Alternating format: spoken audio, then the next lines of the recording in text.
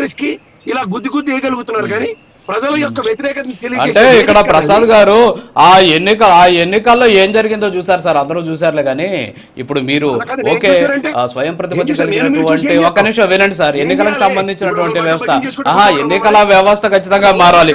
ఒక్క నిమిషం భజన చేయమని చెప్పట్లేదు. మిమ్మల్ని ఎవరు ఇక్కడ కాదండి, మిమ్మల్ని భజన చేయమని చెప్పట్లేదు. ఇక్కడ ఎవరిని మిమ్మల్ని భజన చేయమన్నట్ల వ్యవస్థ గురించే మాట్లాడుకుంటున్నాం మనం. ఇక్కడ వ్యవస్థ గురించి మీతో మాట్లాడట్లేదు. మరి చూసాం కదా. మరి మీరేమంటున్నారు, ప్రజలు పోయి నేరుగా పోయి ఎందుకు గుర్తలేదు, నోటాకి ఎందుకు గుర్తలేదు అంటే ప్రజలు ఓటేసే పరిస్థితి ఉండింది ఆ రోజు. ప్రజలు ఓటేసే పరిస్థితి ఉందా? నేను మీకు వీడియోస్ చూపిస్తాను. నేను మీకు తిరుపతి విషయం అదే కదా, అదే కంపల్సరీ అవన్నీ కూడా ఉటంకించాం కదా. కాదు సార్, అవన్నీ ఉటంకించి చూస్తాం మేము ఖచ్చితంగా. ఎవరిని సమర్థించట్లేదు. ఆ రోజేదో పొలమని పోయేసి కొట్టాలని చెప్పేసి. ఒక్క నిమిషం ఉండండి. విజయ్ కుమార్ గారు మాట్లాడండి ప్లీజ్, ఒక్క నిమిషం. రాజు గారు, ఇప్పుడు మీరు ప్యానెల్లో ఒక టీడీపీ, 2 వైసీపీలను పెట్టారు. 2 వైసీపీలు ఉన్నారు. సరే సబ్జెక్ట్ మాట్లాడండి సార్.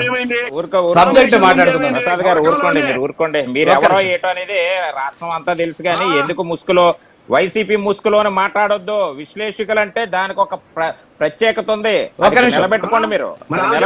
సార్ అవన్నీ వద్దు, ముందు సబ్జెక్ట్ మాట్లాడండి ప్లీజ్.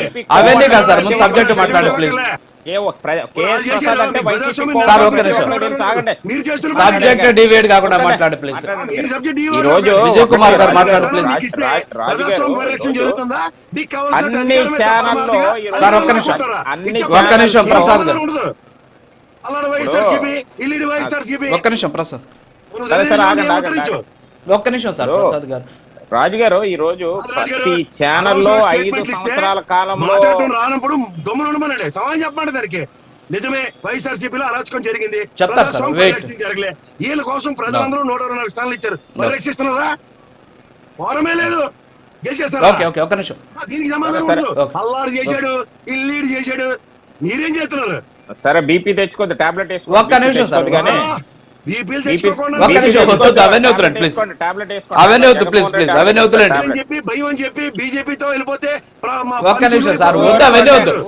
ప్రసాద్ గారు ఆగండి సార్.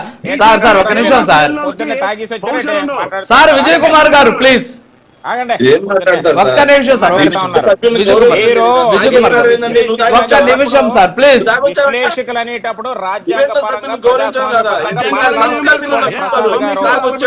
చాలా సార్లు వైసీపీ ముసుగులో ఉన్నటువంటి మానేసుకోండి. క్లియర్ కట్ గా మాట్లాడడం. ప్రసాద్ గారు ఒక్క నిమిషం. రాజుగారు, 5 సంవత్సరాల కాలంలో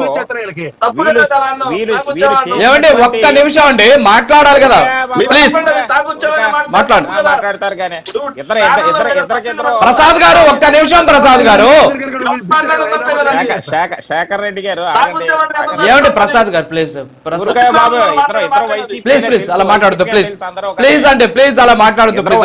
వైసీపీ అని తెలుసు, మాట్లాడు సరే. అవి కాదు సార్, వాళ్ళు ఎవరో పక్కన పెట్టేసి ముందు ప్రసాద్ మాట్లాడు సార్. రాజుగారు, నిజంగా వీళ్ళు గుండెల మీద చేసుకొని చెప్పమనండి. రాష్ట్రంలో 5.5 కోట్ల ప్రజలు ఆ రోజు ఏ విధంగా విసిగిపోయిన తర్వాత వీళ్ళకి ఈ విధమైనటువంటి పరిస్థితిని తీసుకొచ్చారు. ఆ రోజు చేసినటువంటి అరాచకాలు మీకు గుర్తురాట్లేదా?